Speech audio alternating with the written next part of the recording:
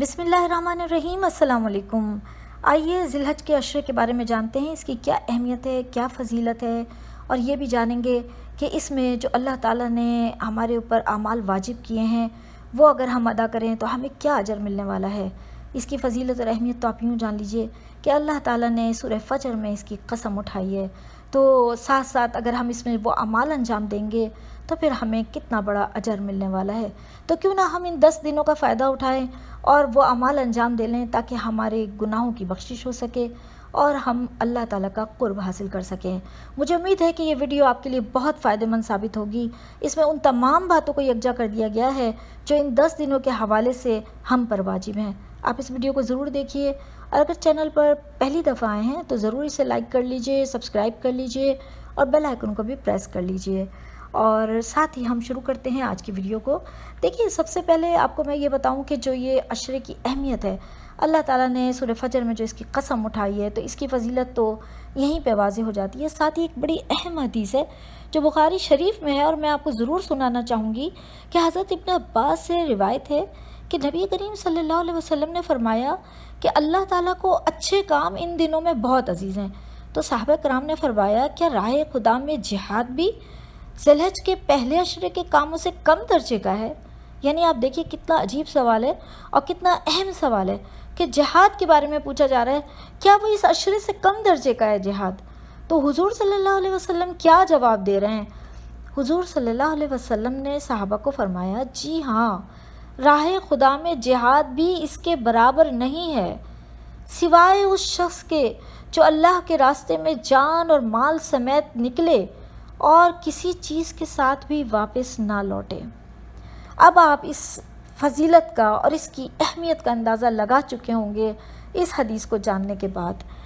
تو ساتھ ہی ایک اور جگہ حضور صلی اللہ علیہ وسلم نے فرمایا، کیونکہ آپ جانتے ہیں کہ اس عشرے میں حج بھی شروع ہو جاتا ہے اور 13 ذی الحج تک چلتا ہے، تو اس کی اہمیت یہ ہے کہ جس نے حج مبرور کیا تو حضور صلی اللہ علیہ وسلم کے ارشاد کے مطابق حج مبرور کا جو اجر ہے وہ جنت کے سوا کچھ نہیں، یعنی جس نے حج مبرور ادا کیا تو اس کے لیے جنت لازمی ہے۔ تو یہ تمام باتیں ہیں۔ آئیے اب ہم وہ تمام چیزیں جان لیتے ہیں جو اعمال ہمیں انجام دینے ہیں۔ اگر ہم حج نہیں کر رہے، ہم کون کون سے اعمال انجام دیں گے کہ ہمارا بھی نام اچھے اعمال کے ساتھ لکھا جائے اور ہماری بخشش کا ذریعہ بنے؟ سب سے پہلے تو یہ ہے کہ روزہ، ان 10 دنوں میں آپ جب چاہے روزہ رکھیے، یعنی کہ پہلی سے لے کر 9 تاریخ تک، اور 9 کا روزہ جو ہے وہ مستحب ہے۔ تو اس عشرے کے اندر روزہ رکھنا، اور پہلی تاریخ سے آپ جتنی دفعہ بھی چاہیں روزہ رکھیں، لیکن یہ ہے کہ جو عید الفطر ہوتی ہے اس کا روزہ ممنوع ہے۔ اسی طرح ذی الحج 10 تاریخ کا روزہ جس دن ہم قربانی کرتے ہیں وہ ممنوع ہے، اور پھر ایام تشریق کے روزے جو کہ کھانے پینے کے دن ہیں وہ ممنوع ہے۔ ایام تشریق میں آ جاتا ہے ذی الحج کے 11 تاریخ، ذی الحج کی 12 تاریخ اور ذی الحج کی 13 تاریخ، تو یہ روزے ممنوع ہیں۔ البتہ اس کے علاوہ آپ روزے رکھیے، اور 9 تاریخ کا روزہ رکھنا مستحب ہے، بہت ضروری ہے، ضرور رکھیے۔ اس دن حاجی یوم عرفہ مناتے ہیں، عرفات کے میدان میں جمع ہوتے ہیں، عبادت و گریہ زاری کرتے ہیں، تو ہمارے اوپر لازم ہے کہ ہم اس دن روزہ رکھیں۔ آئیے اب ہم آگے چلتے ہیں اور جانتے ہیں کہ اس میں تکبیرات کی کیا اہمیت ہے۔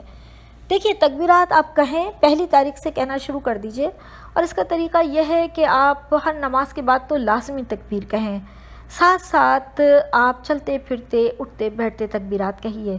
دیکھیے، حدیث ایک آپ کو بتاتی ہوں، بہت اہم حدیث ہے، اور اس میں آپ کو معلوم ہوگا کہ کس طرح چلتے پھرتے حدیث میں بیان کیا گیا ہے کہ تکبیریں کہی جاتی تھیں۔ حضرت ابن عمر اور حضرت ابو ہریرہ رضی اللہ عنہ تعالیٰ سے روایت ہے کہ وہ دونوں ذی الحج کے پہلے عشرے میں بازار جاتے اور وہاں تکبیر کہتے، لوگ بھی ان کی تکبیر کے جواب میں تکبیر کہتے۔ تو اب آپ کو معلوم ہوا کہ ذی الحج کے پہلے عشرے میں دن اور رات میں ہر وقت تکبیر کہی جا سکتی ہے، جس طرح اس حدیث میں بتایا گیا کہ بازار تک میں تکبیر کہی جا رہی تھی اور لوگ بھی جواب میں تکبیر کہہ رہے تھے۔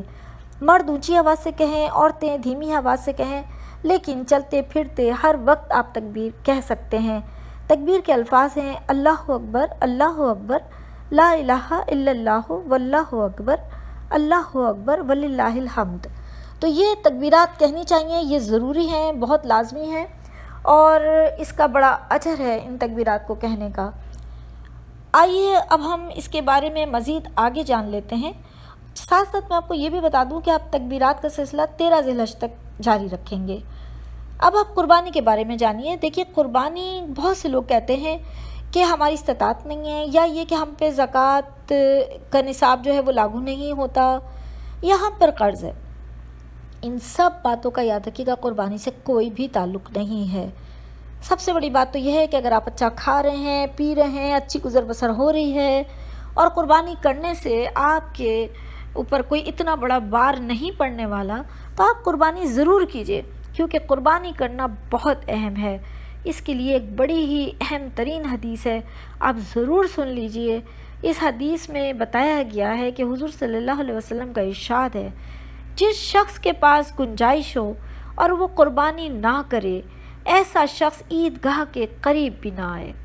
یہ بڑی اہم حدیث تھی جو میں نے آپ کو سنائی ہے۔ اس سے آپ کو اندازہ ہو گیا ہوگا کہ قربانی کرنے کی کیا اہمیت ہے۔ اب آپ کو میں یہ بھی ساتھ ساتھ بتا دوں کہ اگر ایک فیملی ہے اور اس کا سربراہ ہے، وہ پوری فیملی کی طرف سے اگر قربانی کر دے تو یہ بھی ٹھیک ہے، ضرور کریں۔ لیکن اگر اس کی اولادیں یعنی بیٹے وغیرہ اپنی الگ الگ فیملیز ہیں ان کی، اور ان کی الگ زندگی ہے، ان کے بیوی بچے، ان کی الگ فیملی ہے، اور وہ اپنا خرچہ الگ اٹھاتے ہیں، تو پھر وہ اپنی الگ الگ قربانی کریں۔ ساتھ ہی اگر ایسا نہیں ہے اور وہ باپ کے انڈر میں ہے اور باپ ان کا سارا خرچہ اٹھاتا ہے، تو باپ پوری فیملی کی طرف سے ایک قربانی کر دے۔ لیکن یہاں پر یہ ہرگز نہیں ہے کہ اگر ان کے پاس استطاعت ہے تو وہ ایک سے زیادہ قربانی نہ کریں، بلکہ اگر استطاعت ہے، گنجائش ہے، تو زیادہ قربانی کرنا مستحب ہے۔ اور اس کی وجہ بھی یہی ہے کہ ظاہر ہے کہ وہ گوشت جو غربا میں تقسیم ہوگا، اس سے غربا کو فائدہ ہوگا۔ تو ضرور یہ نیک کام کریں اور قربانی کا فعل جو ہے وہ ضرور انجام دیں۔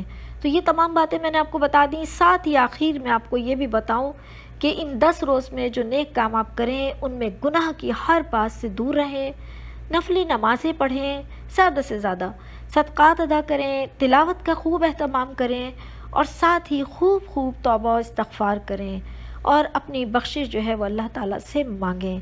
تو یہ تمام باتیں آپ کو بتا دی گئیں۔ اگر آپ نے ان تمام باتوں کا اہتمام کر لیا تو انشاءاللہ تعالیٰ اللہ تعالیٰ کی ذات سے امید ہے کہ وہ ہم سب کی مغفرت فرمائے گا اور ہمارے گناہوں کو بخش دے گا انشاءاللہ تعالیٰ۔ آپ سب یہ اعمال کیجئے اور ان حدیث کو آگے ضرور شیئر کیجئے، کیونکہ یہ صدقہ جاریہ ہے اور اس کا اجر آپ کو بھی ضرور ملنے والا ہے۔ مجھے دعاؤں میں یاد رکھیے گا۔ اللہ حافظ، اللہ نگہبان، فی امان اللہ۔